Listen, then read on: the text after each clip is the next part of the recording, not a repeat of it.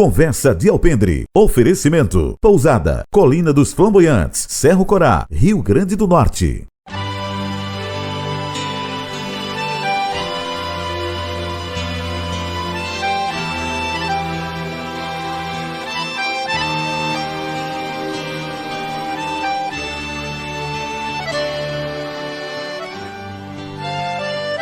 A Associação Sertão Raiz Seridó e Rádio Maricampo apresentam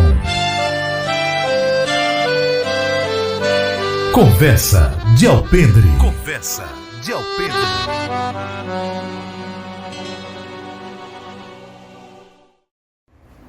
Começando mais um Conversa de Alpendre. Hoje é um programa especial e esse programa nós queremos dedicar aos 3 anos do Conversa de Alpendre.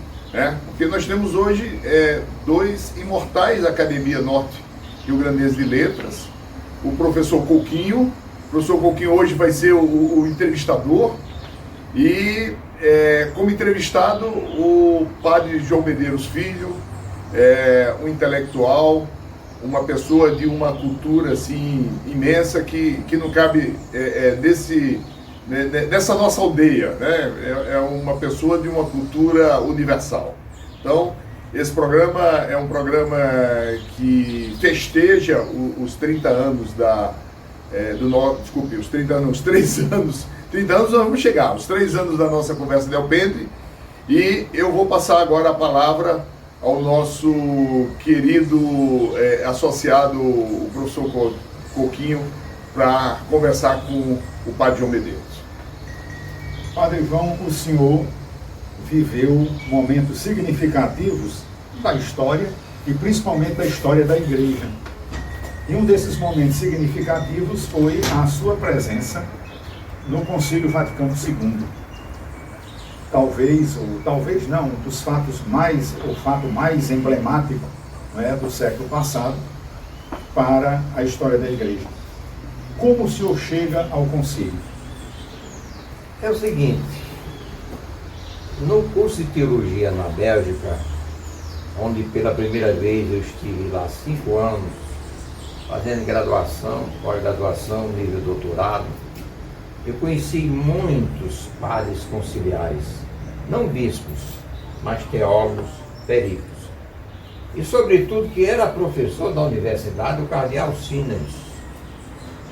E também o cardeal Cardem.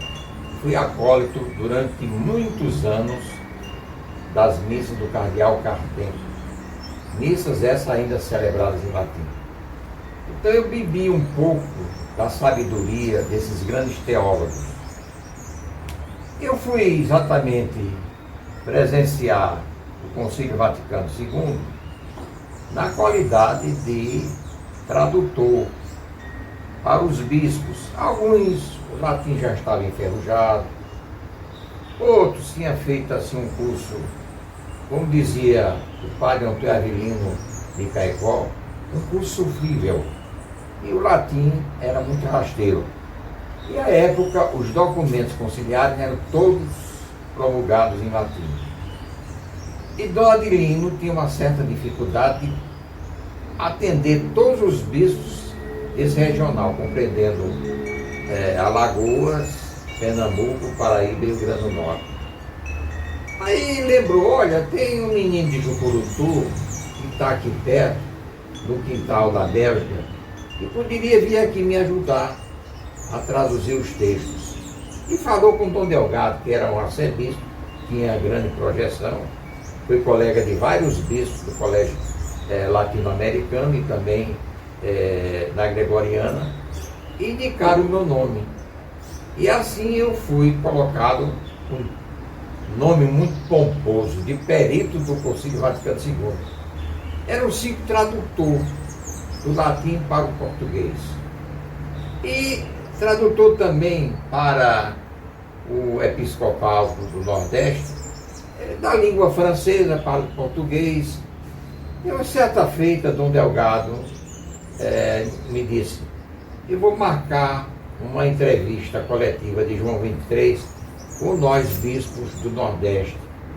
Nós temos a experiência da vivência e da sofrência.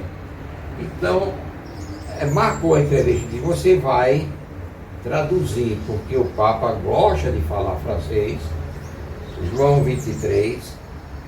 O meu italiano está enferrujado. Vários bichos aqui não falam nem francês nem português. Você vai para agradar o Papa. Marcar a entrevista. Eu fui. Era mais feio do que sou hoje, não é? Naquele tempo. Não me cuidava. Hoje a gente tem que se pentear para gravar os programas e assim por diante. Fomos 20 pessoas, 19 bispos e eu, seminarista, ainda aluno do curso de teologia. Aí Dom Delgado disse, Joãozinho, é assim que ele me chamava, pergunte a João 23 quantas pessoas trabalham no Vaticano. E eu fiz a pergunta em francês. Aí ele respondeu, aqui é como em Brasília, trabalha menos da metade. Então, foi um fato pitoresco nos meus ensaios de tradução. Pô, eu participava das reuniões plenárias dos bispos, tinha uma ala especial para os teólogos, os peritos, os tradutores. E eu estava lá. Recebia de antemão os documentos. Quando voltava para a Domus Maria, que era uma casa em que se hospedava o episcopado brasileiro, e à tarde de estudos eu ia traduzir, eu e Dom Adelino, os textos do latim para a língua portuguesa. E assim caminhou ainda umas 3 sessões em que eu permaneci lá sendo tradutor, perito, entre aspas, do Concílio Vaticano II. Nesse caso, o senhor se dirigiu, perguntou ao Santo Padre João 23 na época, então o senhor falou com um santo, porque hoje ele é São João 23. É assim. Além dele, o senhor falou com outros que depois foram canonizados? Paulo VI, teve o frade de São Pio de Tertessina, não é? E até o dia de hoje há uma briga minha rolando nos documentários com Frei Damião. É bom contar essa história. Frei Damião, ele mandava todo mundo, os amancebados, estava tudo no inferno na boca de Frei Damião. E um dia eu estava irritado e chateado, eu ouvi aquelas pregações, eu disse, ô Frei Damião, o senhor é dono do céu, é? O senhor é quem tem a chave lá, bota quem o senhor quer. E é cuidado, porque o inferno, o teto é cheio de tonsura de quadro. E o piso de véu de freira. Aí ele foi me enredar a Dom Tavares. Disse, esse rapaz é muito irreverente dizer isso. Aí Dom Tavares já sabia quem eu era. Então deixa para lá e depois. E o seguinte, o senhor tenha cuidado, porque senão o senhor talvez não consiga entrar lá. Porque nessa batina aí, você tem muita maldade, viu? O senhor carrega o bolso. Não é o dinheiro da missão, no outro dia a sua língua é a sua maldade. Aí pronto. E essa história foi se espalhando. O postulador da causa de Frei Damião soube e quis me ouvir. Outra vez ele pregava muitas missões de Caicó, porque eu gostava muito da missão do meu padrinho Frei Damião. E uma vez ele mandou o Frei Fernando, que era doido, com outros doidos de Caicó, tocar fogo numa igreja protestante em Patos. Isso deu um bolo muito grande e hoje estaria a cadeia. Para mostrar a intransigência. Isso para mim me soava muito mal. Que eu, durante muito tempo, estava lá vendo o espírito do concílio, de ecumenismo, de abertura, de diálogo. Não suportava aquela intransigência. Isso, de certa maneira, foi a minha vida como seminarista, com essa experiência de tradutor e perito, entre aspas, do Concílio Vaticano II. Então o senhor chegou a falar com São João 23, São Paulo VI, São João Paulo II. O senhor teve algum contato com ele? Tive. Exerci no Rio de Janeiro Ele se hospedou lá no Sumaré com o Dom Eugênio. Mas lá embaixo tinha a equipe de tradutores. Aí me botaram para traduzir holandês, porque vinha muita gente da Holanda, não é? Naquele tempo, quando eu estava no Rio de Janeiro, ainda falava razoavelmente o holandês. Aqui só falei bem francês para falar mal da Vidalia junto com o Fatrio, lá de Morro Branco, não é? Então, beijei a mão dele também. Tem até uma foto, não sei onde anda, minha com João Paulo II. E o encontro com São Pio e Pietrotina. Dom Delgado me colocou em muita enrascada, não é? Ele queria, porque queria visitar e beijar a mão do frade. O frade tinha os estigmas, as chagas de Jesus Cristo. Usava uma batina por aqui e Dom Delgado queria beijar a mão, aí me catucou assim, disse em português, levanta a mão. Aí eu levantei, me deu uma tapa, foi. Então, foi a minha passagem lá. Mas o senhor chegou aí até onde ele estava? Estava. Em Giovanni Redondo. Estava, exatamente. E Dom Delgado estudou em Roma e conhecia bem aquilo tudo. E queria porque queria, estava no auge da santidade, das condenações e da aceitação do Padre Pio.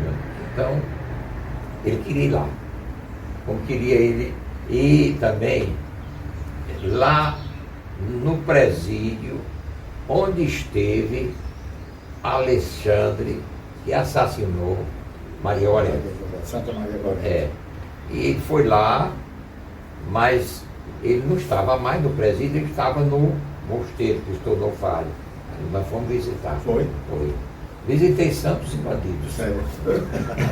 Mas sem ser bandido, mais um dos grandes nomes da música e da literatura brasileira foi Vinícius de Moraes. Foi. E o senhor chegou a conhecê-lo, né? Veja bem, quando eu estudava na Bélgica, o grande sonho para um verdadeiro progoió de cultura era conhecer Paris. E ele estava lá, já um pouco alto, com isso que ele só ia tomar e falar assim com o dedo, como Armando Fagundes, pegava o copo e mexia o gelo com o uísque assim, e tomava. Aí chegou, estava lá também, Tom Jobim. E ele começou a falar e a beber e a conversar. E eu estava, como estou aqui, com o Klesman, naquela época começou a usar o Klesman, e ele me chamava o Padreco. Padreco, está gostando do papo? Eu digo, bom, eu não bebo, mas escuto aqui. Lá pelas tantas. Isso em Paris. Em Paris, na Embaixada do Brasil. Sim, na Embaixada do Brasil em Paris. Porque ele era embaixador nessa época. Ele era diplomata, né? Era diplomata, mas já era caçado. Já. E estava por aí zanzando. Mas tinha os embaixadores, que eram amigos, etc. E alisaram. Ele hospedado lá. E Tom Jobim também. Subidade, músico, compositor. Aí ele bebendo com o Tom, aí disse, Tom, se o céu não existisse, a vida seria uma molecagem. E a morte, a última piada dessa molecagem. Isso me gravou. E ele gravou também minha figura. Ele estava doente, internado na Casa de Saúde São José, que fica no Rio de Janeiro, no bairro Humaitá. A Casa de Saúde São José representa a Casa de Saúde São Lucas aqui, mesmo estilo. Uma casa mais de cirurgias e também tinha uma ala toda que era maternidade. O capelão, que era um franciscano muito amigo, eu conheci esse capelão através de uma figura famosa chamada Leonardo Boff. Me apresentou, eu fiz amizade, então ele tirou férias. Ele liga para mim, você poderia passar um mês lá, sendo capelão, as irmãs tratam muito bem, a comida é boa, você vai, celebra de manhã, sai confessando, distribuindo a comunhão lá dos doentes. Quem estava internado era Vinícius de Moraes. Estava ruim, não é? Eu levei o Santo Zóio, conversei com ele. Aí ele disse, eu estou achando o senhor parecido com alguém que eu conheci. Digo, o senhor está lúcido ainda, né? O senhor me conheceu em 1961, lá na Embaixada do Brasil, em Paris. O senhor me chamou de Padre. Ah, agora eu sei. Aí disse, olha, quando eu sair daqui, nós vamos beber uma. Digo, aí ficou bom, foi para cá, logo depois morreu, né? E vou dizer que era amigo de Vinícius de Moraes, não era amigo de Vinícius de Moraes. Eu encontrei por acaso. E Tom Jobim encontrei por acaso. Sim, aí o senhor depois esteve um tempo em Caicó e foi para o Rio de Janeiro. O que lhe motivou a ir para o Rio? O que me motivou foi uma doença chamada a síndrome de Hodgkin, que é um tipo de câncer linfático. Quando eu cheguei, o médico me disse, olha, comunica ao seu bispo que o senhor talvez não tenha 6 meses de vida. Eu digo, Eu fui para casa, rezei. Nessa época eu estava hospedado no Colégio Santo Inácio, que é dos Padres Jesuítas, e tinha ao lado a casa provincial. Nessa casa morava o provincial, Padre Francisco Rinaldo, que era descendente de italiano, mas foi meu colega de doutorado em teologia na Bélgica. Foi que me levou para morar lá. E lá, no Colégio Santo Inácio, eu folheava as cartas que Francisco, que era provincial do jesuíta, que mandavam para Romanelli, Francisco Rinaldo Romanelli. E as recebidas e as enviadas. E assim eu comecei já, tanto é que eu sempre torci muito por Francisco. Depois ele andou dizendo umas coisas aí sobre a política brasileira que não agradou, eu digo, não, eu não vou pregar mais, dizer as coisas, e isso pode sobrar para mim, depois não é meu estilo pregar coisa de política, nem me envolver em política. Se quisesse me envolver de política, queria seguir o conselho do meu padrinho Inácio Maís, que quando o senhor morreu, ele queria porque queria que eu fosse político. Né? E você tem a fala fácil, tem seu jeitão, bondoso, daí um bom político. O Alfredo morreu, que era um embatinado, que foi político, você seria o seu sucessor. Aí argumentava que não era minha vocação. Aí seu pai é político, a família é política, você vai se dar bem. Eu disse, Binato, meu padrinho, eu sou tão feio que só Jesus Cristo aguenta a minha feiura no altar. Não dá para ser político, não. Mas aí o senhor fica no Rio de Janeiro, teve esse diagnóstico. Foi. Aí de 6 meses. O primeiro que eu enterrei foi ele, que disse que eu morri. O médico, não foi? Aí um dia eu estava internado, bem grave, na Casa de Saúde de Sorocaba. Fui visitar a Dinarte, que era meu padrinho, eu dei muito favor a Dinarte, em termos de gentileza humana, não cargos. Eu nunca quis cargos. Ele foi me visitar e Dom Eugênio estava lá presente.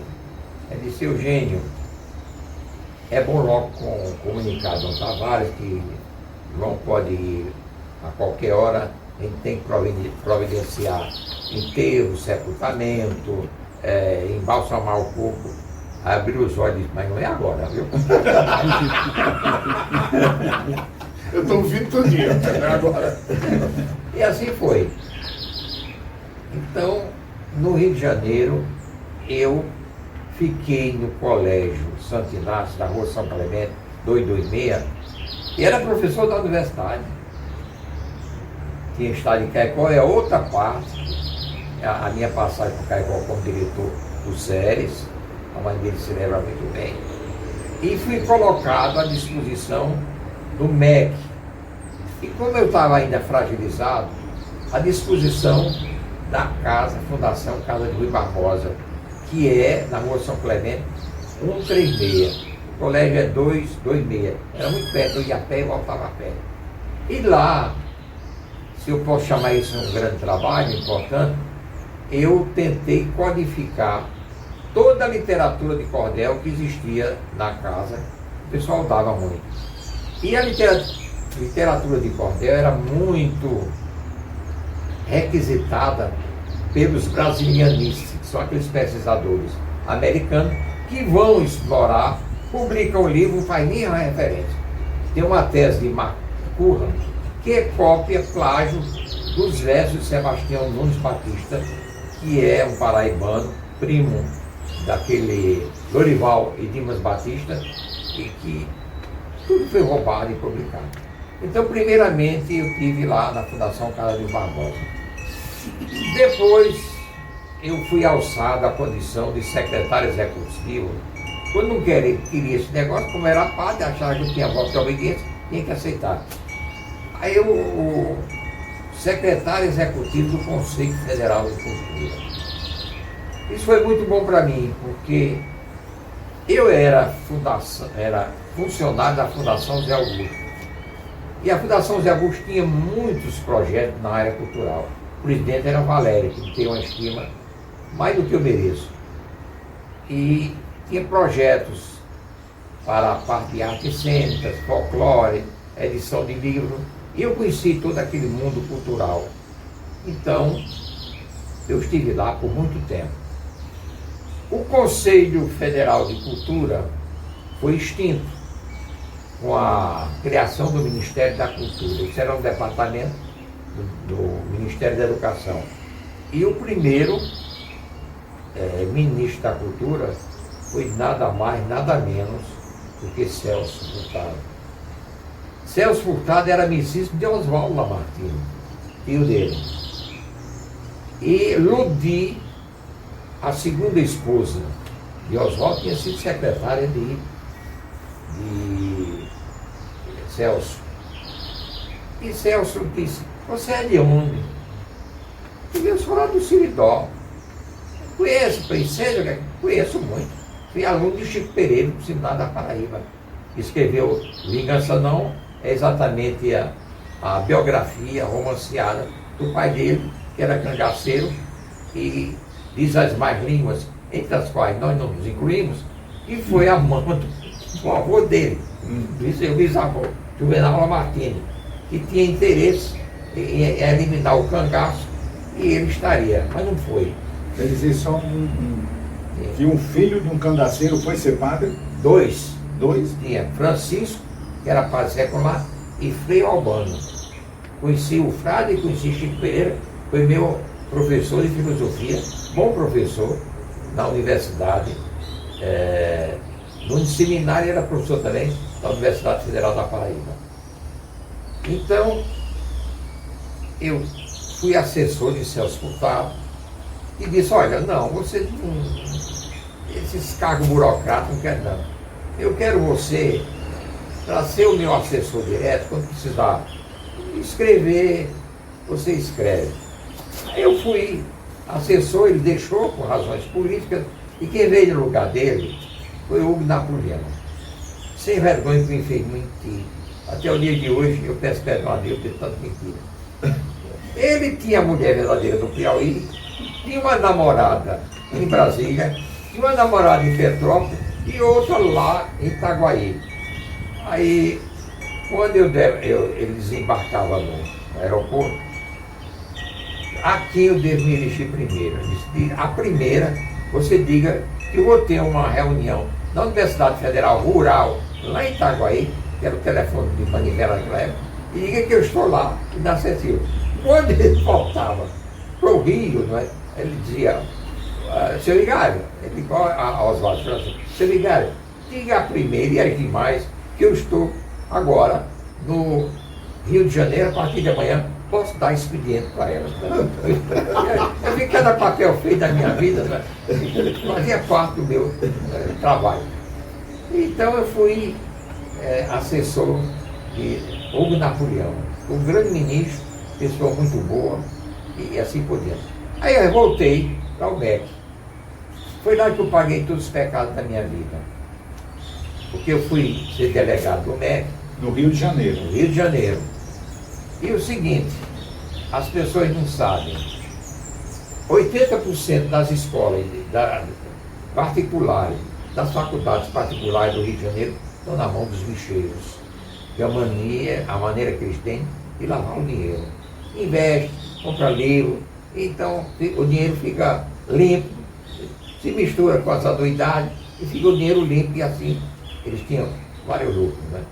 Mas eu sofri muito, porque eu na sinceridade, na honestidade que aprendi no seminário, eu queria dizer as coisas e não podia. Uma vez fui ameaçado de morte lá em Belfor Roxo, que é da Baixada Fluminense. Tinha uma faculdade e tinha um colégio. Naquele tempo, ele se lembra muito bem, tinha o famoso salário de educação. E tinha matriculado nesse colégio 800 meninos pelo salário de educação. Então o que eles fizeram? Eles mandaram o relatório para Brasília como se tivesse 800 alunos. Eu digo, vou fiscalizar. Aí cheguei lá, a primeira sala de aula tinha 40, 50 alunos. A segunda sala de aula, na partir da terceira, eles começavam a repetir. Eu tinha a memória muito boa, gravava as figuras das crianças, aí disse ao fotógrafo do ministério, você vai gravar isso tudo de foto? Aí o camarada disse, não pode tirar foto. Eu disse, por quê? Estou documentando para mostrar os seus 800 alunos para o MEC, né? Era tudo mentira. Eles tinham, na realidade, 112 alunos e se viam por 800. Vê que as coisas já vêm de muito atrás, na década de 80. E assim eu passei a minha vida lá. Aí chega, foi o ministro mais honesto, mais reto que eu já conheci em toda a minha vida. Foi aquele que eu chamava o Mapa do Chile. Marco Maciel. Marco Maciel. Que chegou assim, reuniu todos os assessores. Assessor não é para puxar o saco do doido inteiro, de ministro não. Para puxar o saco tem muita gente. Eu quero que vocês me digam a verdade. E você, padre, tem uma responsabilidade maior. Além do seu papel de assessor, o senhor é um homem consagrado. Então não pode me dizer mentira e dizer tudo. O senhor quer? Mandei relatório. Aí pronto. Foi uma confusão danada. Eu passei no Ministério da Educação. Mas venci.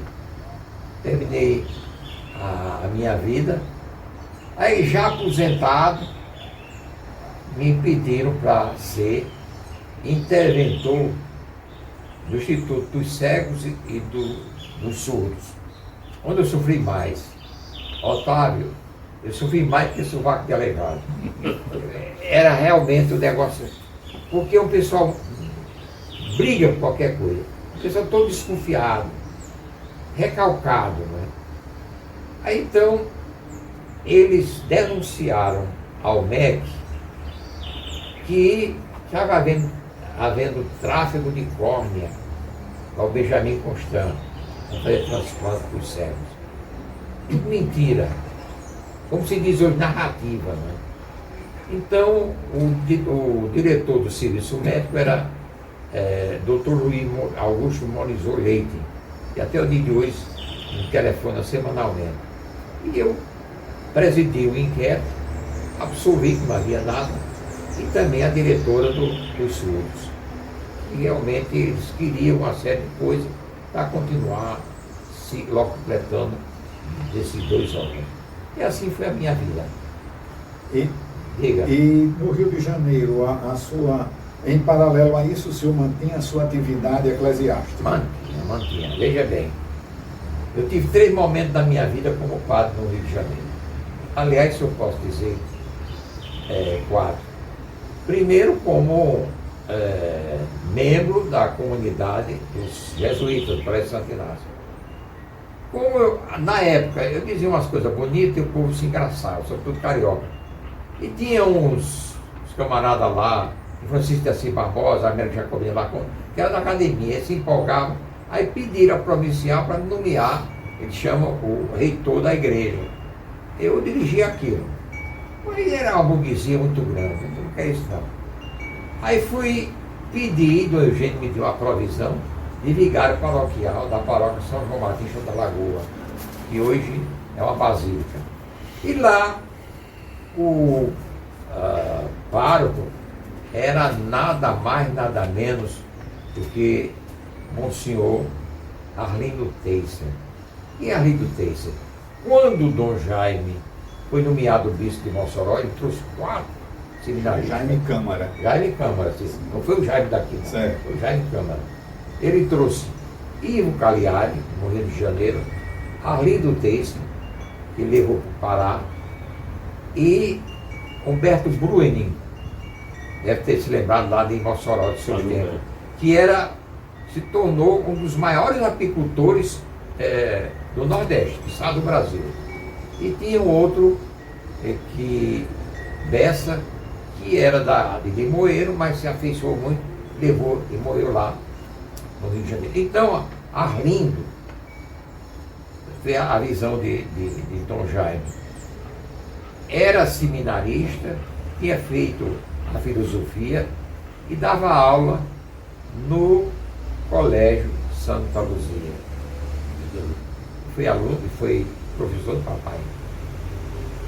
Então, ele perguntava muitas coisas de Mossoró. E se afeiçoou e disse, você vai ser meu vigário paroquial. Eu fui. Passei 3 anos lá. Então eu morava lá em Botafogo, era burguesia, e trabalhava no centro do Rio de Janeiro, que era o MEC. O trânsito era horrível, não tinha metrô na época. Aí eu pedi para ser transferido para o Rio Comprido, eu comprei uma casa, tem lá. E fiquei na paróquia Nossa Senhora das Dores, ali no viaduto do Rio Comprido. Por que eu fiquei lá? Porque lá estava Clodovis Boff, irmão de Leonardo Boff, que foi meu colega de doutorado na Bélgica. Ele disse, não, fica aqui, você celebra. Se quiser morar com a comunidade, não. Eu não quero comida de frade nem de freira, que não presta, não tem gosto nenhum. Eu quero comer as coisas que eu costumo comer no Seridó. Pronto. Aí lá eu passei. Agora pasmo, como são as coincidências da vida. Para mim é a providência, não é a coincidência. Lá no Pará, o primeiro governador foi Epaminondas Tito Jaco. Epaminondas Tito Jaco era tio de mamãe. Ele era médico em Patu, aí usando a linguagem de antigamente, poliu com a moça, e não quis casar e correu para o Acre. E lá estava como juiz e prefeito o doutor Vale, que é aqui de Goianinha, Augusto Monteiro Vale, que casou com uma moça de Caicó chamada Maria Vale, que tinha um ateliê de costura. Quando não tinha que fazer, eu telefonava que ia lanchar lá, porque lá falava-se da vida de todo mundo, do bispo até do motorista. Aí eu ficava sabendo de tudo e gostava muito, e ela gostava, que era uma presença importante. Eu tenho padre era alguma coisa, hoje qualquer um é padre, né? Então, era figura importante lá. Bom, então ele tinha sido colega de república desse meu tio avô. Quem tinha sido o colega? Doutor Augusto Monteiro. Sim, doutor Augusto Monteiro. Nasceu em Goianinha, mas casou com essa moça de Caicó. E lá no Acre, a capital era Sena Madureira. Eles chamaram, estava sem juiz, chamaram Celso Dantas Salles, esse nome diz alguma coisa para vocês, era o pai do Eugênio. Foi juiz lá de Labre, Sena Madureira, tudo. E era amigo desse povo todo. Era a época da borracha, também amigava muita gente. E papai estava por lá. Foi chamado por esse tio, foi ganhar dinheiro aqui para você fazer a sua vida depois. Papai foi, passou 8 anos no Acre, no Amazonas. Já casou bem tarde. Ganhou dinheiro comprou umas terras lá, e quando que o Epaminondas pediu ao Papa Bento XV missionários para catequizar, que não tinha nada. Só tinha um padre em todo o estado atual do Acre. Aí vieram os padres servitas, são os servos de Maria, lá, e eles fizeram um convento no Rio de Janeiro. Os padres pegavam muito paludismo, muita doença. Então, quando vinha da Europa, ficava lá para se aclimatar. E é hoje o santuário e a paróquia Nossa Senhora das Dores. Para surpresa minha, tinha uma doação lá de João Eufrásio de Medeiros, de tantos metros quadrados, de tanta braça de terra para a província dos frades servitas residentes no Acre. Então o papai doou esse terreno. Aí pronto. Os servitas me tratavam assim. Queria até me pagar. Não, é uma coisa da vida. Então, eu fiquei lá até vir para o Nordeste.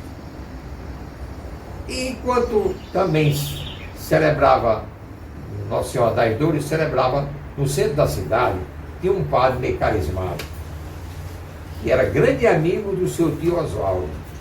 Era o padre Artêmio Mazotti, um santo homem, que fazia uma missa carismática.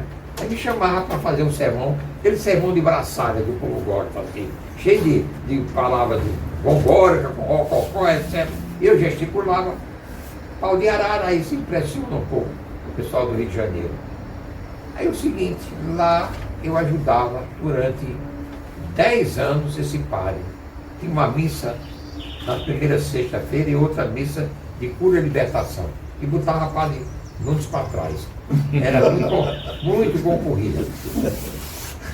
Aí, veja bem, é aí que eu conheci seu tio avô. Eu conhecia de nome tudo. Oswaldo trabalhava ali na Rua do Ouvidor, Rua do Rosário. O pessoal chama o Paulinho Taicê. Tudo que é banco do Nordeste, Banco do Nordeste, Banco do Rio Grande do Norte, Banco da Paraíba, e mais adiante tinha o Banco de Mossoró, cuja propaganda do Banco de Mossoró era pequenininho, mas resolve. Só tinha uma agência em Mossoró, essa do Rio de Janeiro. Era de Bibiu. Exatamente. Aí o Oswaldo gostava, o ambiente tranquilo. E no tempo que dinheiro era dinheiro, ele botava uma nota de 50 reais no bolso do sacristão e disse: você vai fechar as portas todo dia, eu vou ficar sozinho aqui, eu diante dele. Ele queria muito bem a igreja e pagava o salário, quando ele chegou, côngrua, do capelão durante 12 anos. E o capelão não sabia, nem o tesoureiro sabia, era doação de um anônimo. Mas eu sabia, ele disse: ó, safado, se você quebrar o sigilo, nunca mais eu vou lhe dirigir a palavra. E no enterro dele ele disse: vocês pensam que ele era ateu, incrédulo, o mais católico que eu vi em toda a minha vida, que me pedia 6 meses um escapulário para a senhora para usar. Morreu com processo depressivo, e não vamos aqui. Oswaldo Lamartine daria um programa que aí tem muita gente para falar, tem Cerejo para falar, tem o Wally Maduro para falar, muita gente boa que pode falar de Oswaldo Lamartine. Mas desde já o senhor está convidado para a gente fazer esse próximo programa. Eu acho que vale. Sem dúvida. E tem essa lacuna hoje no Conversa de Alpendre sobre Oswaldo Lamartine. Nós vamos ter. Estamos convidando desde já para fazer Oswaldo Lamartine. Mas isso é uma próxima oportunidade. Vamos pensar. Aliás, vocês me traíram. Era um programa sobre Dom Delgado. Não, vai ter o programa sobre Dom Delgado. Vai ser o próximo.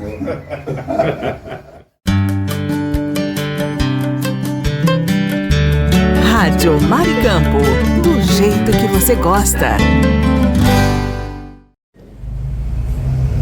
Iniciamos com toda a Igreja Católica nesse início de março, com a quarta-feira de cinzas, o tempo da Quaresma. A Quaresma é um tempo marcado pela espiritualidade de conversão. É o convite que o Senhor nos faz ao retorno a casa, a comunhão, a igreja. É um tempo de reconciliação, tempo penitencial. A quaresma são 40 dias que nos prepara para a grande semana, a Semana Santa. 3 virtudes nós devemos vivenciar nesta quaresma: a oração, o jejum e a esmola. A oração é o convite à reconciliação com Deus. O jejum é o convite à reconciliação conosco mesmo. E a esmola é o convite à reconciliação para com o outro, para com os irmãos.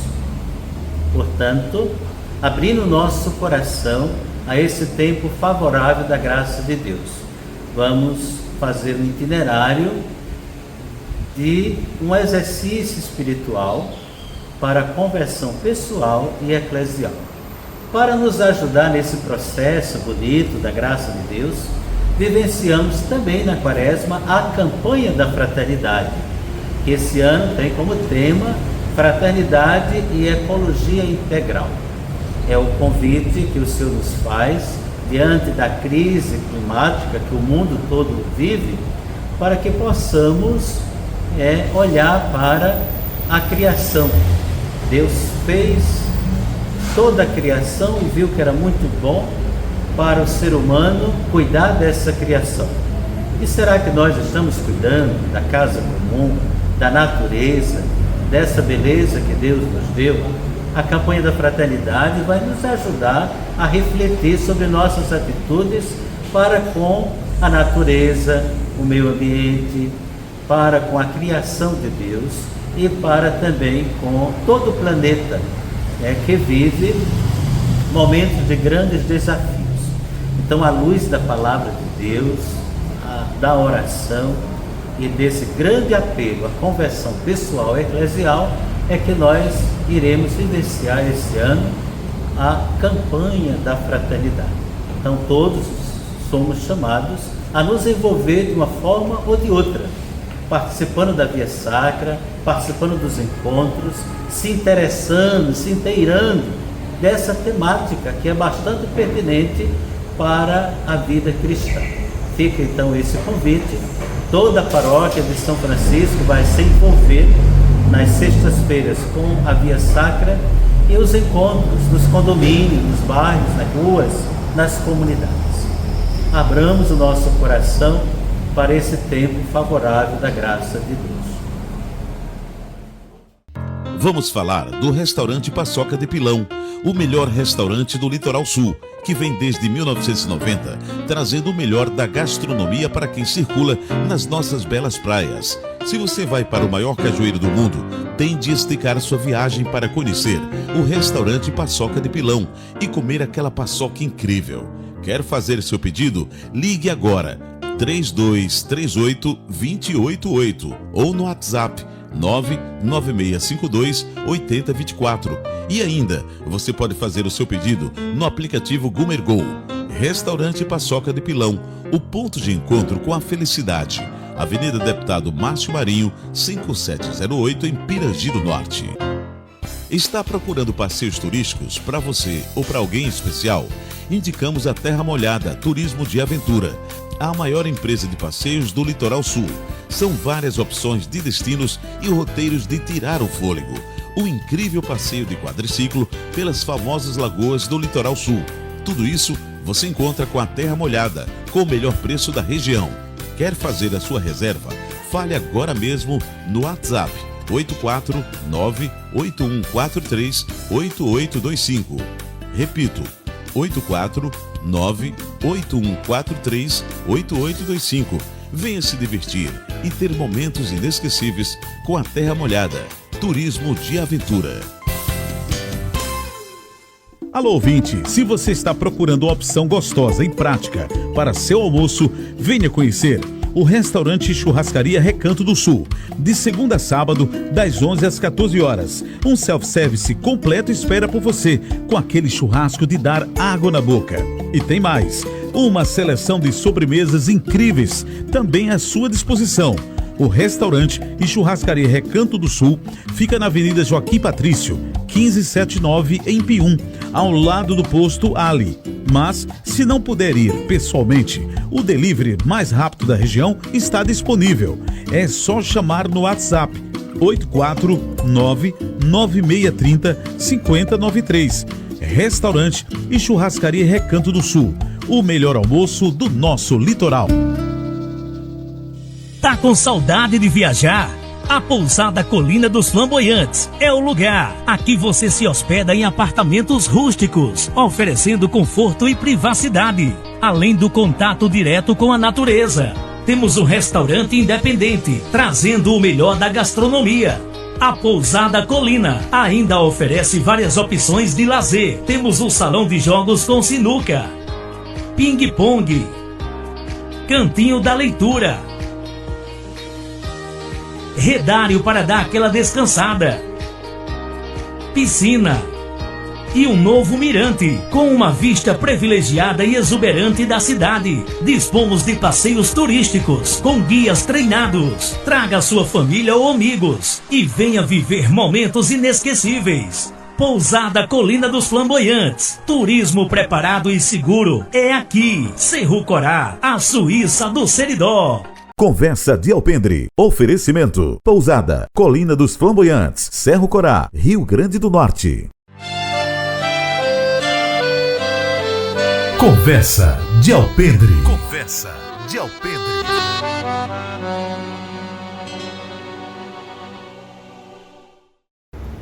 Bem, o professor Coquinho teve que sair. Nós vamos voltar agora para o padre João Medeiros, na sua terra. Então vamos falar, padre, da sua infância.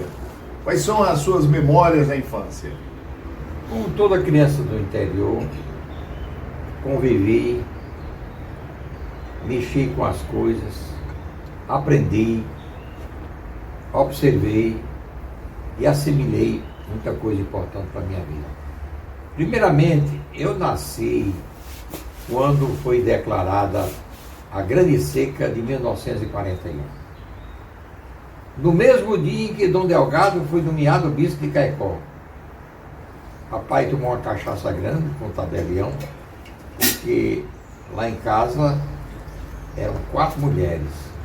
Minha mãe, que gostava muito dessa escola de pai, dizia, as pessoas lhe perguntavam, Dona Maria Aparecida, quantos filhos a senhora tem? Eu respondia, 4 homens, 4 mulheres, um homem e um padre. Quer dizer, não era uma coisa nem outra. Então, o sonho de papai era ter um filho homem para que ingressasse na política. Ele queria que eu fosse advogado, um bom tribuno, depois fosse prefeito, deputado, mas Deus tem os seus caminhos. E mamãe pensava, queria que eu fosse um médico, como o tio dela, para mim não dar tio Jaco, que é um médico muito conceituado em Patu e depois lá no Acre. Bom, eu nasci em 1941, dia em que Dom Delgado foi nomeado bispo de Caicó. Papai sempre foi muito ligado à igreja e era o presidente do conselho administrativo da paróquia. E trabalhou naquele tempo a criação da diocese de Caicó. Ele, Inácio, era muito amigo de Inácio, de quem eu sou afilhado, e queria o sonho dele, um bispado em Caicó. E ele, na alegria do filho que nasceu, na alegria da nomeação do bispo, a cachaça foi grande. Então eu fui depois registrado no cartório, o tabelião também estava chumbado, estava só João Medeiros, meu nome. Depois ele deixou um lugarzinho, um Taro Filho depois. Pronto. E o nome de mamãe está incompleto, tudo errado. Então eu nasci lá, em 1941, 16 de março, e vivi toda a minha infância lá, como menino, e o Rio Piranha ali perto, e o Riacho. Eu ia tomar banho escondido com a mamãe, com medo que me afogasse. Então, eu vivia lá. Papai era comerciante ele foi o pioneiro em padaria em Caicó. Ele chegou em Jucurutu, Caicó não, em Jucurutu. Ele chegou em Jucurutu em 1925, há 100 anos atrás. Jucurutu era um povoado, não era nem vila nem cidade. Não tinha, de maneira nenhuma, padre, juiz, tabelião, nada, nem padaria. Aí ele montou a padaria. É dele a receita das bolachas de Jucurutu. Minha irmã até pouco tempo tinha padaria de Jucurutu, o marido morreu, não teve mais coragem de tocar para diante. Chamava-se Bolacha Nossa Senhora Aparecida, Sabor no Vale. E eu estudei em colégio público, tinha escola particular em Caicó, e fui aluno de Nelson Queiroz dos Santos. Nelson que é o pai de Nelter. E depois foi promotor do Jucurutu e entrou na política. E com 11 anos incompleto, dia 7 de fevereiro de 1952, eu entrei no colégio, melhor, no colégio não, eu entrei no Seminário Santo Curadário de Caicó. Obra de Dom Delgado. A obra de Dom Delgado. Passei lá, 52, 53. Aí os padres via lá se o seminarista podia continuar ou não, como eu já disse antes. Os que realmente não tinham uma grande produção de aproveitamento intelectual, eles mandavam embora. Os que tinham outro desvio, está sendo gravado, não posso dizer agora, também mandavam embora. E eu ficava muito longe. Se eu não fui mandado embora, porque não era uma coisa nem outra. É porque dava para o ofício. Então, veja bem, a Diocese de Caicó estava sede vacante. Sem isso. Dom Adelino não tinha sido nomeado ainda. E o Monsenhor Valfrido é quem estava governando como vigário capitular, que é o administrador diocesano. E acontece que ele era suplente de deputado e assumiu. Caicó teve um tempo que nem tinha administrador, vigário capitular, nem bispo. Quem mandava mais ou menos na diocese era o padre João Agripino Dantas, que era esquecido, coitado. Marcava 3 missas ao mesmo tempo. Marcava uma missa em São Fernando, sabia dizer não a ninguém, era um santo. Outra missa em Jardim de Piranha e outra missa na Palma. No mesmo horário, como é que ele sobrava sempre para mim. Foi meu professor português. E tendo em vista que não tinha bispo nem nada, os padres me mandaram, o Monsenhor Valfrido estava lá, os padres mandaram para Mossoró. Por quê? Mossoró também era um lazarista holandês, com a mesma formação. Lá fiz um terceiro ginasial, ainda Dom Adelino me descobriu. Quando eu terminei o 4º ano de ginasial, Dom Adelino descobriu que havia um seminarista dele estudando em Mossoró. Aí ele disse para papai, seminarista meu, eu não quero fora dos meus olhos, só quero ou debaixo dos meus olhos aqui, ou então em Natal, onde eu fui reitor. Aí me transferiram para Natal. Fui transferido junto com o padre José Dantas Cortez, que foi deputado estadual, morreu lá em Floresta.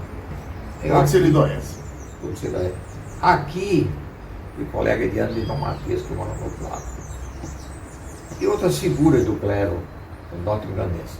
Nós estamos enterrando todo mundo, sabia? Eu sou o 9º da lista de chamada. Mas como é que foi a sua ordenação? Eu chego lá, o meu é uma longa história. Então vamos lá. Aí eu fiz o resto do seminário menor. Para menor, o antigo ginasial, o fundamental e o ensino médio. Os 3 clássicos. Aí eu fui enviado para João Pessoa. Lá fiz filosofia. Contei até isso no artigo, há 2 semanas passadas, eu acho. Foi 2 semanas passadas. Que João Pessoa, o reitor, que é tio de Joaquina, que era a esposa do seu primo Oswaldo, Otávio de Silvino, que a gente chama. Otávio de Silvino. Dom Luiz pediu ao bispo de Caicó que me mandasse para Roma, porque eu era muito buliçoso, assimilava bem as coisas, poderia ser um professor e assim por diante. Aí Dom Tavares, que já era bispo de Caicó, recebeu a carta e respondeu: a diocese não tem condições de manter 2 seminaristas em Roma, outro era Técio, estava terminado. Mas se a família quiser mandar suas dispensas, que mande. E ia dizer uma coisa, disse o reitor por escrito: para ser ligado de São Fernando, do Curutu, Timbaúba dos Batistas, Jardim Piranha, Palma, não precisa estudar em Roma não, porque eu nunca estudei, hoje sou bispo de Caicó. Esse texto. Aí pronto. Aí o reitor escreveu para papai. Papai agradeceu a honra de indicar um filho para estudar em Roma. Eu saí de Jucurutu, que era uma pipoca, nem telefone tinha, nem asfalto tinha. Levava 4 horas no caminhão para chegar em Caicó. Era, papai dizer, uma honra muito grande. Só que é meio complicado. Ponderou ao bispo que como é que ele ia fazer o campo? Jucurutu não tinha mão, não tinha telefone, nada. E seca. Aí propôs o bispo: eu pago, agora eu vou pagar com a safra do algodão e a safra do gado. Eu engordo o gado, pago 6 meses. Engordo o algodão, pago 6 meses. Aí eu disse: não, a diocese não vai assumir esse compromisso não. Aí papai, isso dizendo para o bispo, papai era brincalhão como eu: olha, senhor bispo, sabe de uma coisa? Eu estou fazendo um grande favor, porque eu não costumo engordar garrote dos outros, boi dos outros no meu curral. Aí pronto, nada feito, fui recambiado para Olinda, onde lá ia começar a teologia. É o 5º seminário que eu gastei na minha casa. Caicó, Mossoró, Natal, Pessoa, Olinda. Olinda, onde foi formado o padre João Maria. Sim, João Maria tem um pedaço lá e um pedaço em Fortaleza. Aí tem Fortaleza também? É. Bom, Olinda, lá ele estudou.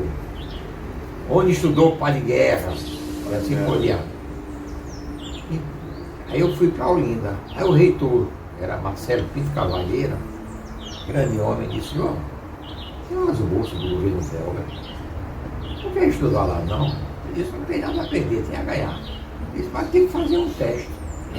Eu faço.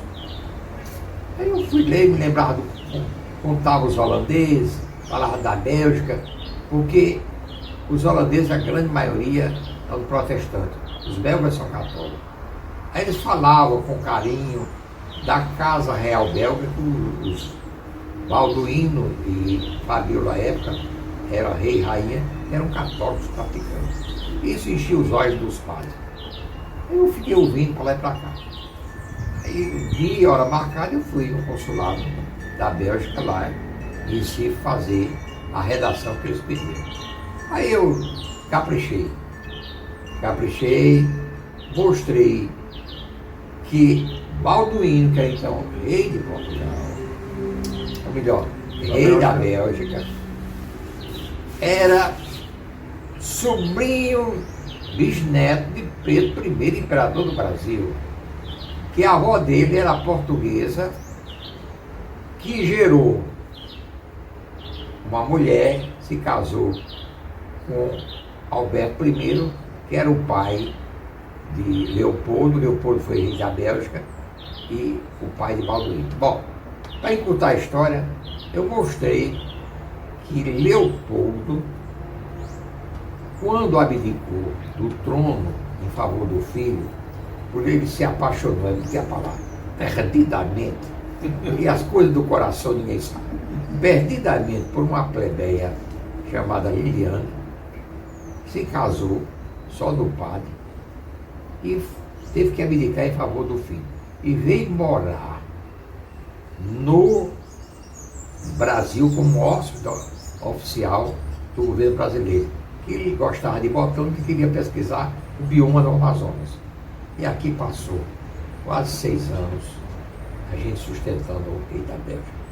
Eu terminei assim, não custa nada, o governo belga, não há bolsa de estudo, pau de arara, quer estudar? Dei uma mala de estudo. Aí fui para lá. Passei 5 anos, filho, mestrado, doutorado, eu voltei já com um canudo na mão. Então, isso foi a minha passagem do seminário. Quando eu volto, papai era muito prático, disse, meu filho, esse negócio de padre não dá para viver não. Você não tem uns canudos, não tem uns diplomas lá? Tem. Então você faça concurso para a universidade, concurso para o Estado, para você ter o seu dinheirinho, não precisar ir paróquia, precisar. Eu fiz, para ser para a universidade, fiz para o Estado, passei. Quem me nomeou professor do Estado foi o senhor Alfredo, como lente de latim. Estava precisando do professor de latim lá no Colégio Estadual. E a universidade, eu morava em Caicó e vinha dar aula aqui. Chegava aqui meia-noite, todo domingo, saía de Caicó, 5 horas da tarde, era um jipe duro, saía pulando na Serra do Doutor, e quando chovia, estava cada pinote, parecia um caçote. E assim, por 10 anos da minha vida. Bom, quando eu estava aqui em Natal, o reitor da universidade disse, olha, onde é que você volta para Caicó? Tal dia. Dinarte vai lá, eu preciso falar com o Dinarte. Aí eu fui na fazenda do padrinho, reitor da universidade, quer falar com o senhor. Ele disse, ele vem tal dia, mas você vem também. E ele não é de dar prega e estopa, não. Ele é vivo. Aí, assim eu fui. O reitor era todo pavonado. E o pró-reitor, que ele queria fazer reitor, era Domingos Gomes de Minas, que já namorava com a sua prima Zélia. Minha tia. Tia, tia. Aí pronto. Aí o velho passou na cara, chegou lá tudo. Então, reitor, o que quer? Esse aí, é esse o pró-reitor que está namorando a subir? Aí,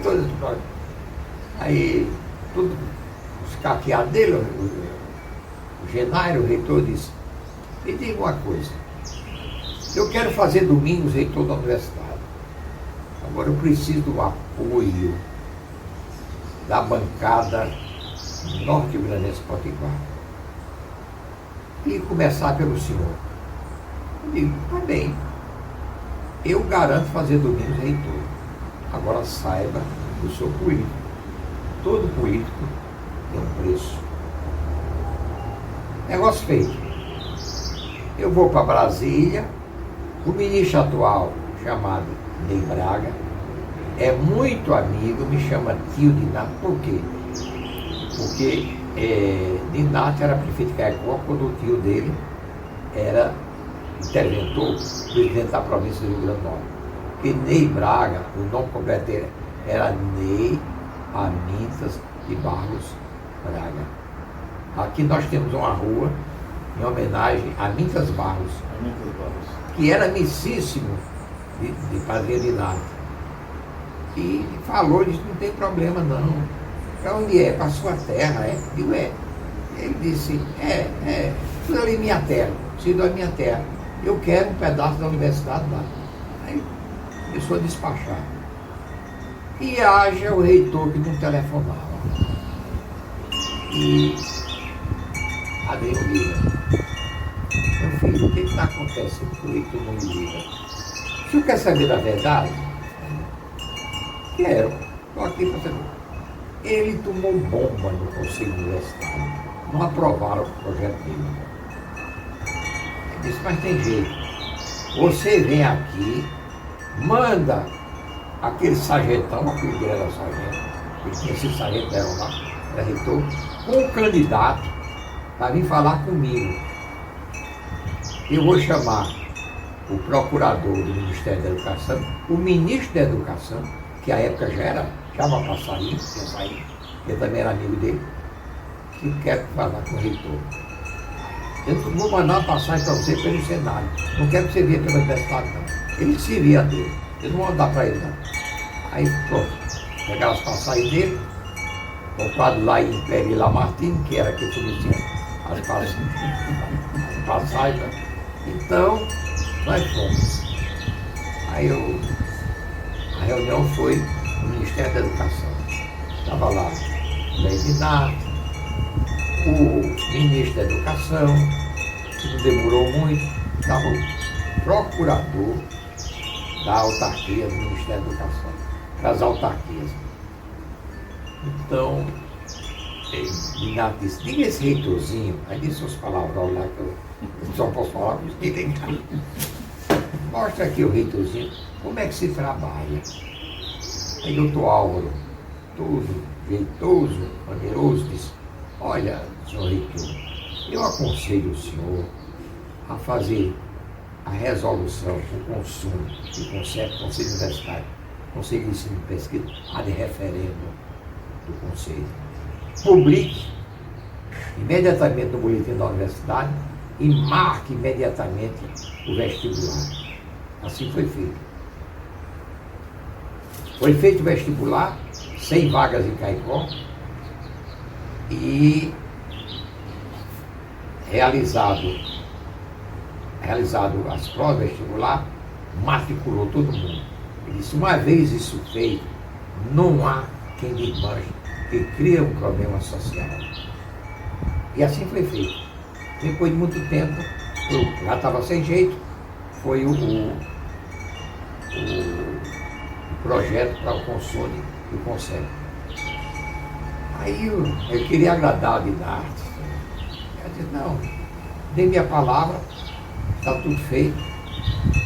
Aí, quem eu devo nomear como diretor?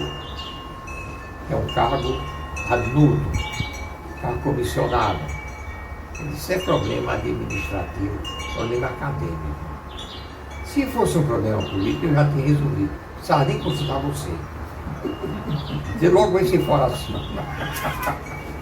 Aí Domingos tinha sido meu colega de ano do seminário aqui. Disse, ô reitor, tem um nome que talvez vai agradar. O senador, que é um afilhado dele, filho de um grande amigo dele, do Curutu. Quem é? Ele é aquele nosso professor, Padre João Medeiros. Passa a portaria de nomeação. Aí manda a portaria, ninguém conhecia. Manda a portaria, aquele tempo era telex, nem fax tinha, telex. Chegou lá, cópia do telex para o senador Nato Marisa. Aí Leidinato bate o telefone. Alá, reitor, tudo bom? Senador, gostou da nomeação? Ele disse, isso é um problema interno, não é problema meu acadêmico não. Agora, já que você nomeou, ele é um padre, perguntou ao bispo se concorda com isso, ele deve obediência também ao bispo. Não tinha perguntado. Não tinha perguntado. Então só publica o ato depois que o bispo concedeu.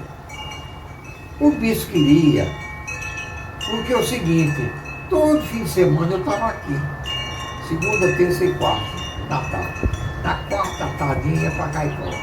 Me segurou isso tudo. E fazia falta. Porque gostava de andar, eu precisava andar, só tinha 12 padres na diocese, e 13.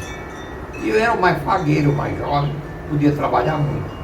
Era professor do colégio diocesano, professor do Estado, era secretário da diocese, era pároco da catedral, que é outra história, quando eu saí de lá. É interessante dizer como foi. e chanceler da Cúria, ocupava muita coisa.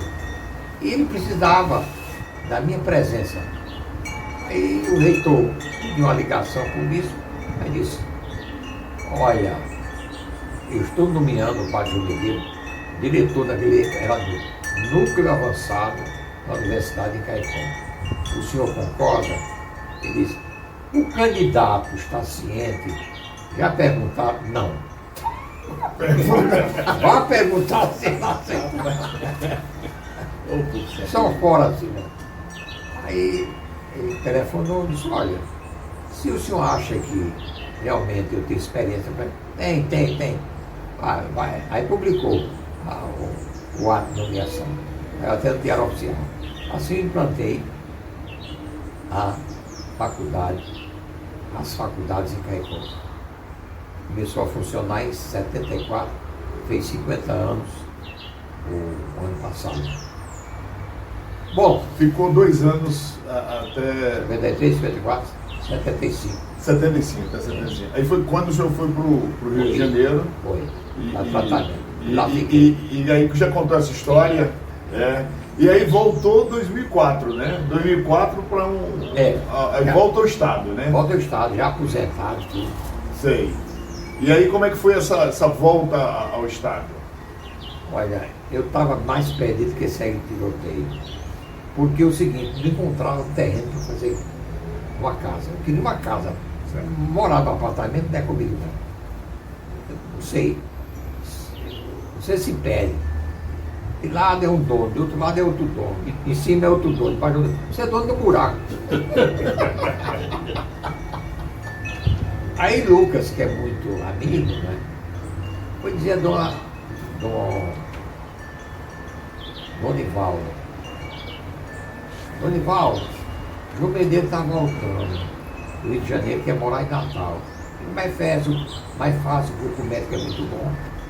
E só tem uns pedaços de terra no chão lá. Se ele quiser ver, aí ele veio comigo e me deu 1000 metros quadrados aqui. Deu primeiro antes. Ele disse, não, você gosta de planta, sua irmã gosta de planta, então você pode fazer um jardinzinho. O único pedido que ele me fez que não cortasse esse pé de ubai aqui, que é matar a planta aqui frente. E aqui fiquei. Por que Dom Ivaldo trocou para a cadeira do Ivaldo na academia de letra? Porque ele era tão amigo meu. Porque é o seguinte, quando eu vim de Caicó para cá, meu professor de português era Monsenhor Lamin. Isso é chistoso, mas eu vou saber dessas histórias. Pedi uma redação sobre a Samaritana e o Poço de Jacó. Eu não sabia lá se o poço era com C cedilha, se era com 2 S, se tinha acento diferencial, se era circunflexo ou não. Não pestanejei, botei na redação. A Samaritana e o açude de Jacó. Aí, Monsenhor Danilo, tem um gaiato aqui que está modificando até a Bíblia, os dizeres, tudo. Aí eu, muito sagazmente, molecadamente, né? Me levantei, o senhor, dá licença. Olha, eu sou siridoense. Lá não tem poço. Se Jesus Cristo tivesse pregado em Caicó, nunca ia falar de poço, ia falar de açude. Eu também pretendo ser padre lá. Não vou falar de poço que não tem, vou falar de açude. Por isso eu escrevi a Samaritana e o açude de Jacó. Por sua gaiatice, vou lhe dar um 9,5. Chegou isso na sala dos professores, contou a história. Aí deu risada, deu uma risada. Mande chamar essa pessoa de mim. Eu fui e digo, disse para os colegas, estou lascado, vou mandar isso para outro seminário. Bonivaldo Rio. E eu vejo como essa história do açude de Jacó, eu contei tudo, né? Ele riu, aí se tornou um grande amigo, né? Ele era professor de botânica no seminário, eu pegava aquelas plantas com ele, e secava, dava as aulas, ele ficou querendo bem, né? E quando Antes, bem antes, quando eu passei com o concurso da universidade, Dom Tavares não queria que eu tomasse posse, não. Ele disse, olha, o menino vai tomar posse, vai tomar posse. Se faltar padre lá, me liga que eu vou celebrar de domingo. Mas ele vai ficar aqui, pode fazer um bem enorme na universidade. É pronto. Assim continua. Então foi uma grande honra substituir Donivaldo Monte na Academia Norte-Grandense, né? É uma história. É o seguinte, o pretendente da Academia Norte-Grandense de Letras era nada mais, nada menos do que um irmão de João Maia, Agaciel. Por quê? Agaciel era diretor da gráfica do Senado, diretor-geral, e a gráfica dependia dele. Todos os velhos da academia que não tinha editor aqui, ele pegava, haja publicar. E já tinha contado bem uns 20 votos. E o senador também estimulava muito isso, né? É. Ah, mas o seguinte. Mas essa já é uma fase posterior. Aí é o seguinte. Esse HCL teve aquele problema lá em Brasília. Eu o Conselho de Ética, não ia voltar. Aí tinha um advogado aqui chamado Enélio Pretovich, que era presidente do Instituto Histórico. E tinha trabalhado com o Eugênio no tempo do Sindicato Rurais. Aí disse, saiu um vice, nós vamos colocar um cardeal. Aí pronto, veio o nome, ele apresentou o nome do Eugênio do Conselho de Ética, que fizeram essa consulta lá. O Conselho de Ética era formado por Vicente Cerejo, Cláudio Evereciano, Valério Mesquita e outros, são 5, né? Aí o Conselho de Ética disse, olha, é um bom nome, mas cardeal, presidente da época, senador, deputado, não escreve. São os assessores que escrevem por ele. Assim a gente não pode dilatar o valor literário do Eugênio. Aí tiraram do Eugênio. Aí começou o movimento. O padre Normando tinha sido colega de cachaça de Diógenes, de faculdade, passou no concurso para juiz de direito. Diógenes foi nomeado para juiz corruptor. Não tomou posse, não aceitou. Zé Delgado para São Paulo protegido. E o outro para Alexandria. Só Zé Delgado tomou posse, os outros não tomaram posse. Então, começaram, Diógenes sobretudo, começaram alguns acadêmicos a querer o padre Normando, era ligado lá na... Nova Cruz? Não, ele já estava aqui em Natal. Aqui em Natal, né? Normando em Natal. Aquela igreja ali tem, ali perto da carnaçada de Toinho, são... Eu não recordo o nome agora não. Ele tinha um cartório em Nova Cruz? Ele tinha um cartório em Nova Cruz. Aí, conversa vai, conversa vem. Aí o Valério, muito de ter Cerejo, lançaram a minha candidatura sem eu saber. Eu disse, olha, eu não vou pedir voto, porque não é o meu jeito. Eu sou uma pessoa humilde, não tenho essas pretensões. Eles me deram uma procuração sua. E eu fui inscrito por procuração, passando para o Valério, não sabia nem para quem é. Trabalhei tantos anos com o Valério, ele nunca pediu. Não. Então, aí pronto, começou o movimento, aí eu soube que o padre Normando queria, Camilo de Leles, a paróquia dele, queria se candidatar para a academia, no telefone. Olha, Normando, se você é candidato, não tem problema, não tem pretensão para isso não. Eu não quero que se repita na academia a confusão que houve entre Padre José Mário e Monsenhor Assis. Ambos eram candidatos e empataram. Na hora do empate, Zé Mário tinha uma página a mais de escrito do que o padre Assis. Aí o padre Assis estava em pesquisa e publicação de 5 a 0. Quero muito bem a Zé Mário, mas se eu tivesse aí, voltava em Assis. Aí Assis entrou com um recurso judicialmente.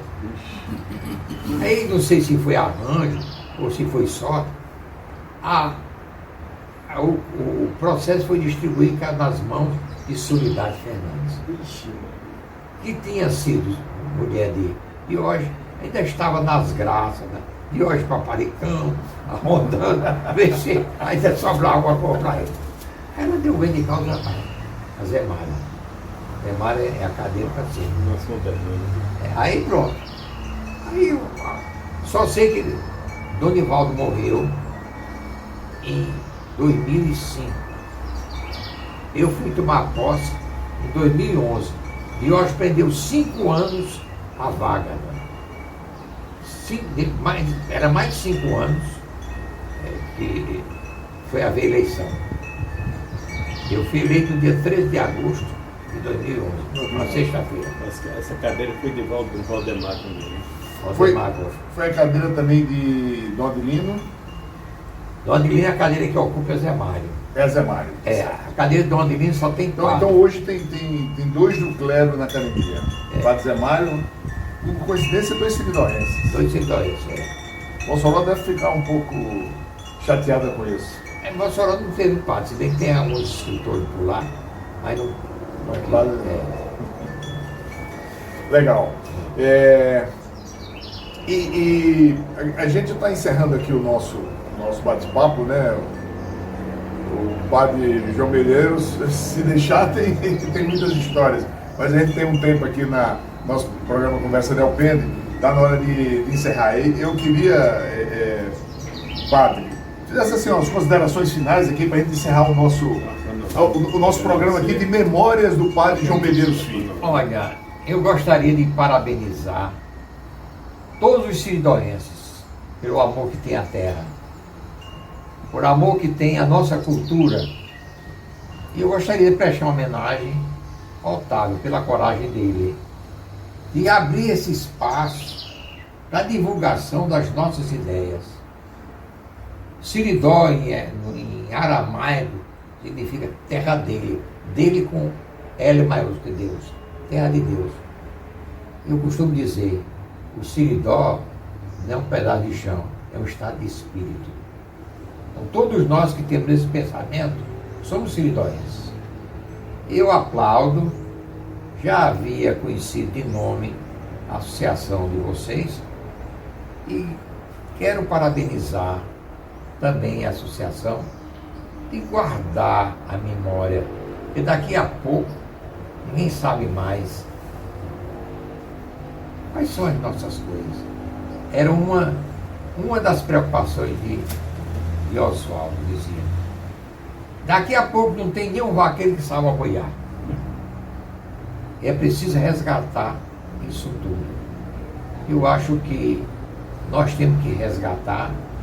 Uma coisa que tem que ser resgatada com urgência no Seridó é a gastronomia seridóense. Não é protegida. Daqui a pouco aparece um gringo sem vergonha, vai dizer que a carne de sol é deles. O queijo de manteiga é deles. O queijo de manteiga é dele. O primeiro queijo... O queijo de manteiga eu acho que é uma coisa única, né? É. O primeiro queijo feito no Brasil foi feito entre Guainó e Acari, numa fazenda. 1596. E aí é a cultura holandesa. Os holandeses são melhores fabricantes de queijo que os suíços e os franceses. O seguinte, eles foram perseguidos aqui, eles ficaram no Seridó. E o Seridó é mais pastoril do que rural. E eles se voltaram para o gado. Então deixaram grandes heranças do Seridó, que ninguém divulga isso. O queijo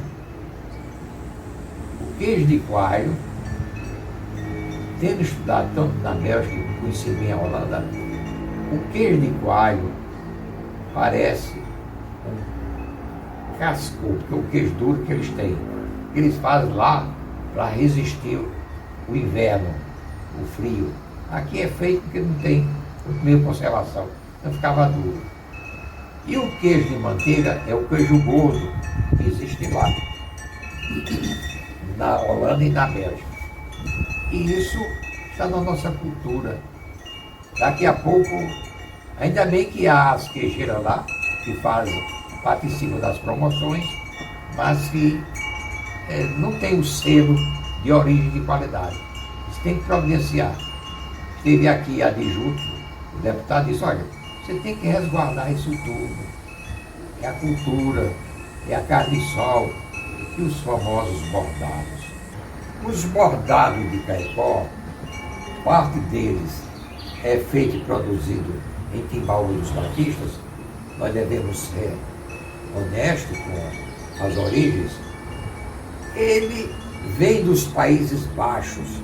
Antigamente os Países Baixos compreendiam Bélgica, Holanda, que é Nederlândia, o nome significa isso, e o Grão-Ducado de Luxemburgo.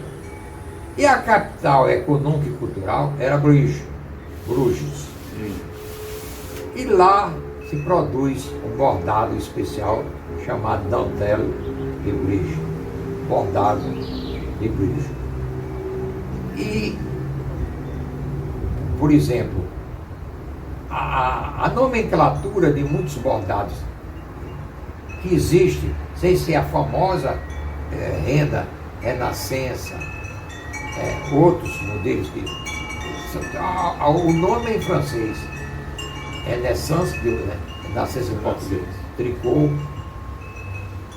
tinha outros nomes aqui que tinha o nome Richelieu, tinha toda essa nomenclatura é em francesa, que era Bruges, uma região que se fala holandês, mas a cultura é cultura francesa. E Bruges é muito amiga do Brasil. A abadia de Bruges, foi feita pelos brasileiros para trazer vocações belgas trabalhar no Amazonas como missionários. Tanto é que hoje, a Diocese de Roraima foi província eclesiástica do Rio Negro, que era mantida pelos beneditinos, que estavam sediados no Colégio São Bento, no Rio de Janeiro. Então, há toda uma cultura holandesa, os nomes, por exemplo, Vanderlei, é da Madeira, em holandês, Vanderlei é Madeira.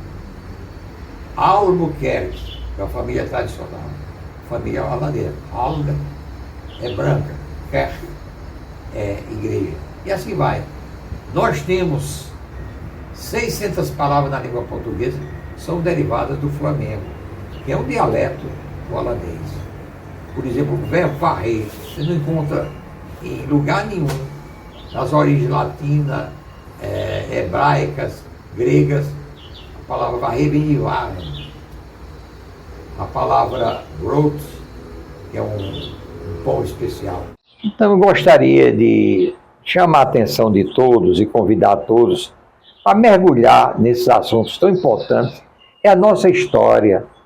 Nós não podemos nem devemos ficar ignorantes quanto à nossa história, nossa raiz, nossa cultura. O povo é o que é a sua cultura.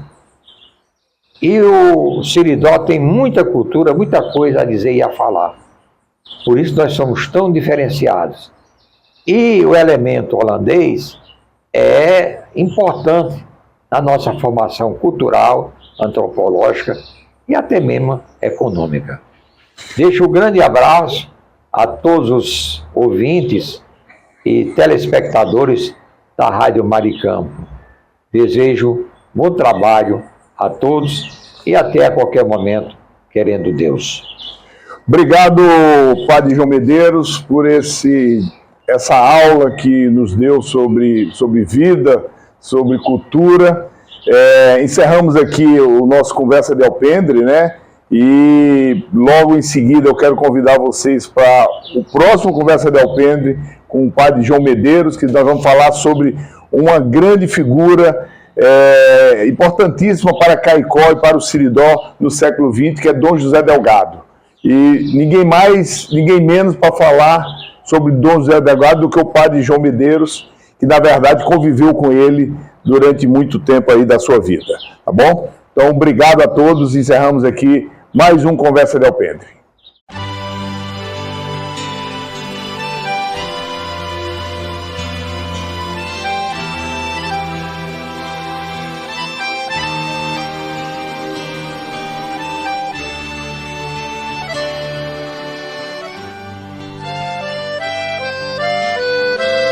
Você ouviu Conversa de Alpendre. Conversa de Alpendre.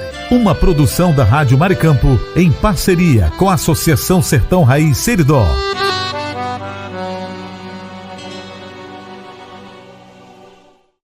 Conversa de Alpendre. Oferecimento: Pousada, Colina dos Flamboyantes, Cerro Corá, Rio Grande do Norte.